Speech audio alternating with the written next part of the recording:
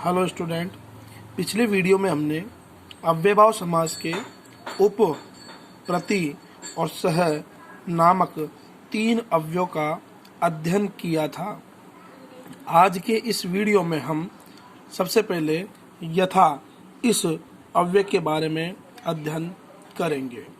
यथा बराबर अनतिक्रम्य, अर्थात यथा इस अव्यय का अर्थ होता है अनतिक्रम्य, और इधर द्वितीय लिखा हुआ है, इसका मतलब है कि यथा इस अव्यय का प्रयोग होने पर द्वितीय विभक्ति का प्रयोग किया जाता है।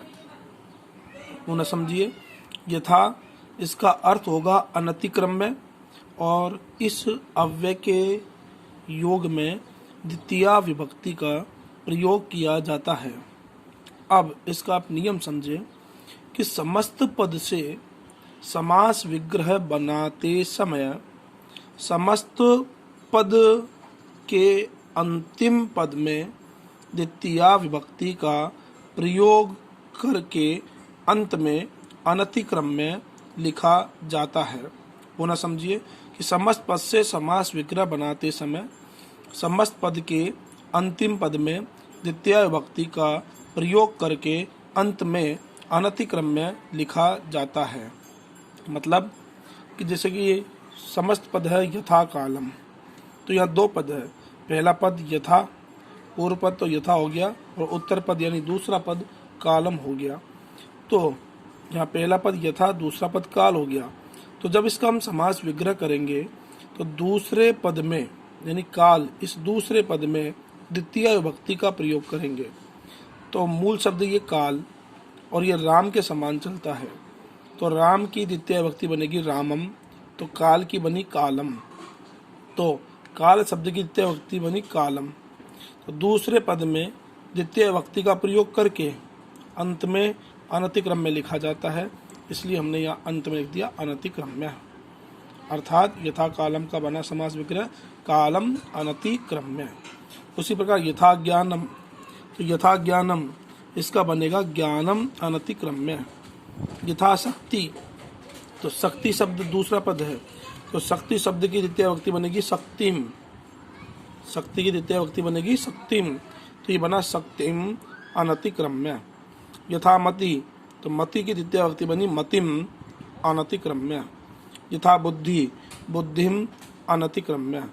यथा बलम, बलम अनतिक्रम्य। यथा स्त्री, स्त्रीम अनतिक्रम्य। कहने का तात्पर्य मेरा ये है कि यथा स्त्री, यहाँ पर मूल शब्द है स्त्री, दूसरा पद जो है वो है स्त्री, तो स्त्री शब्द की द्वितीय विभक्ति बनेगी स्त्रीम, स्त्री शब्द की द्वितीय विभक्ति क्या बनेगी स्त्रीम, और अंत में हमको क्या लिख देना है अनतिक्रम्य। इस प्रकार से यथा जो ये अव्यय है वो समाप्त होता है।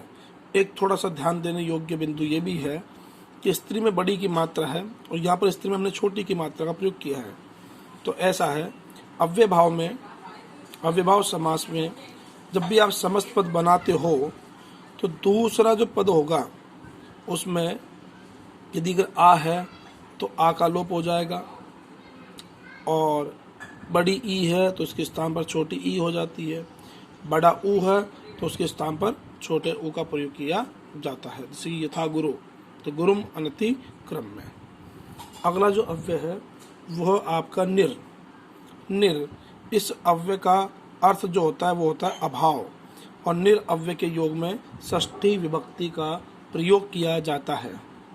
इसका नियम है कि समस्त पद से समास विग्रह बनाते समय समस्त पद के दूसरे पद में षष्ठी विभक्ति का प्रयोग करके अंत में अभाव लिखा जाता है।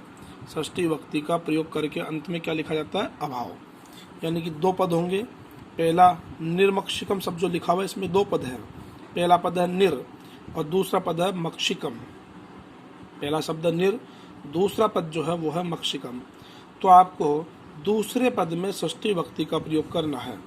तो दूसरा पद जो है मक्षिकम, तो मक्षिकम में मूल शब्द जो है वो है मक्षिका। मूल शब्द क्या है मक्षिका, मक्षिका यानी मक्खी। तो दूसरा पद मक्षिका है और मक्षिका की षष्ठी विभक्ति बहुवचन बनेगा मक्षिकाणाम। रमा की षष्ठी विभक्ति बहुवचन बनता है रमाणाम, तो मक्षिका की षष्ठी विभक्ति बहुवचन बनेगा मक्षिकाणाम। और अंत में क्या लिख देना, अभाव।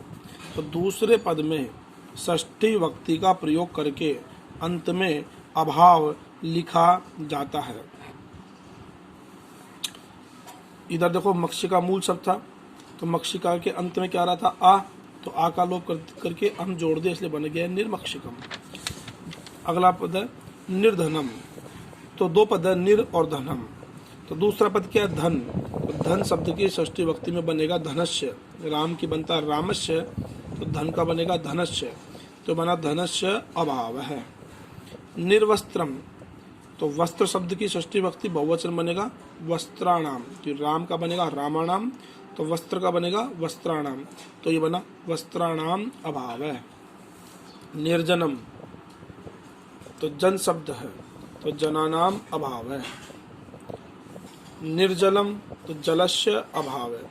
यहाँ पर जल शब्द का एक वचन में प्रयोग इसलिए किया गया क्योंकि जल शब्द जो है वो एक वचन में ही प्रयुक्त होता है, बहुवचन में इसका प्रयोग नहीं किया जाता, इसलिए यहाँ पर जलानाम न बन करके केवल जलस्य अभाव है, यह शब्द ही बनेगा। निर्विरोधम, कहते हैं निर्विरोध जीत गया, जहाँ पर विरोध का भाव विरोध ही ना हो, तो विरोधाणाम अभाव है। निराकारम, तो यहाँ पर देखो संधि की गई है, निर प्लस आकारम, तो र में आ को जोड़ दिया गया है, इसलिए बन गया निराकारम। शब्द को अलग अलग करोगे, संधि विच्छेद करोगे तो ये होगा निर प्लस आकारम, तो आकारस्य अभाव है। इस प्रकार से निर शब्द जो है, निर अव्यय जो है वो भी समाप्त होता है। यहाँ पर वस्त्राणाम में ण क्यों आया, क्योंकि यहाँ पर त्र में र मिला हुआ है और एक नियम है र और स के बाद न जो आता है उसके न के स्थान पर न हो जाता है, इसलिए वस्त्रानाम न बन के वस्त्राणाम बनेगा। उसी प्रकार विरोधानाम, उसी प्रकार मक्षिकाणाम। आज का गृह कार्य देखिए, अधोलिखिता नाम समस्त पदानाम समास विग्रह करो। तो आपको ये जो 5 मैंने समस्त पद के उदाहरण दिए हैं, इनको आपको समास विग्रह करके और आपको होमवर्क करना है।